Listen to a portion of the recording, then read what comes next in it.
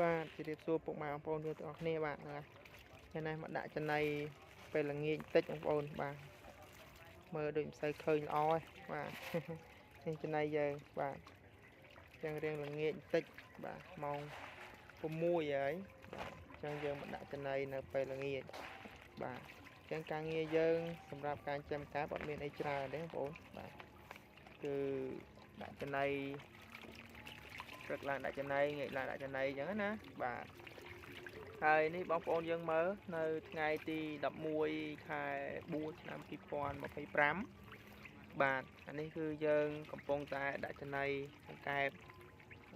ត្រង់តូចរបស់យើងបាទត្រង់គំរូរបស់យើងបាទយើងចាំជាត្រង់នេះខ្ញុំចាំគាត់ថា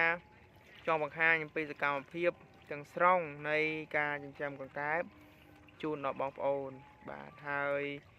ធ្វើត្រង់តូចទេដើម្បីងាយស្រួលបងប្អូនយល់បាទងាយស្រួលស្វែងយល់អាចធ្វើបានណាបាទខ្ញុំវីដេអូនេះខ្ញុំអត់បង្ហាញអំពីត្រង់ធំយើងទេបាទត្រង់ធំយើងខ្លាចថាបងប្អូនយើងមួយចំនួនធ្វើដូចថាចង់បានធំភ្លាមបាទអញ្ចឹងគឺយើងការចាប់ផ្ដើមមុនដំបូងគឺយើងចាប់ផ្ដើមពីតូចជាមូលដ្ឋានគ្រឹះទៅណាបាទហើយចាំយើងទៅចាប់យកត្រង់ធំដោយកឋានធំគេចិញ្ចឹមមកត្រង់ច្រើន4-5ពាន់10000អីចឹងណាបាទអញ្ចឹងគឺការចិញ្ចឹមលក្ខណៈបែបនេះគឺអត់មានអ្វីស្មុគស្មាញច្រើនទេហើយត្រង់នេះក៏យើងមិនសូវជាមាន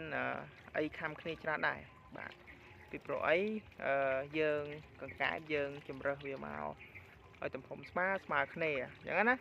បាទស្មើគ្នាហើយត្រង់យើងក៏មិនចង្អៀតអីប្រហែលដែរមកតលេអីបងប្អូនណាមកតលេអីបាទជាការចាប់ផ្ដើមដំបូងគឺយើងចាប់ផ្ដើមត្រឹមពី1000អីគឺល្អបំផុតបាទ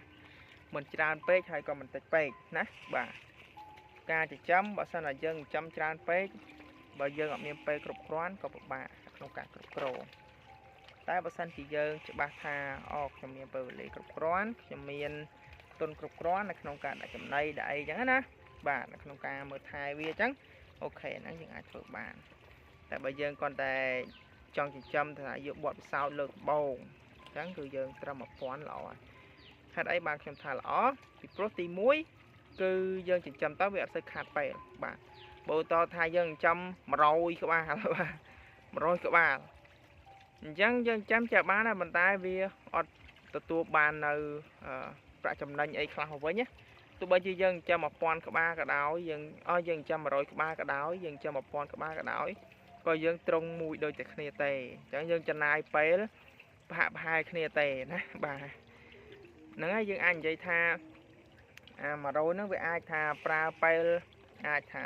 ត្រឹមតែពាក់កណ្ដាលនៃ1000អីទេប៉ុន្តែវាខុសគ្នាប្រហែលជា10នាទីអីហ្នឹងទៅ15នាទីអីហ្នឹងអស់ច្រើនហើយអញ្ចឹងណាអញ្ចឹងការងារហ្នឹងបើសិនតែយើងថែមតែ5នាទីឬ10នាទីអីទៀតយើងដាក់1000ក្បាលអីចឹងទៅក៏យើងអាចបានចំណូលខ្លះដែរអញ្ចឹងណាបាទកុំឲ្យថាយើងសាកល្បងមុនដំបូងតតេឡតបានតែ100ក្បាលវាមិនចំណេញបានប្រហែលទេបងប្អូនវាតិចតួចណាហើយយើងយកទៅលក់អីក៏វាមិនកើតដែរបាទហ្នឹងហើយក៏បាន1000ក្បាលទៅម៉ូយវាមកយក50គីឡូ100គីឡូអញ្ចឹងណា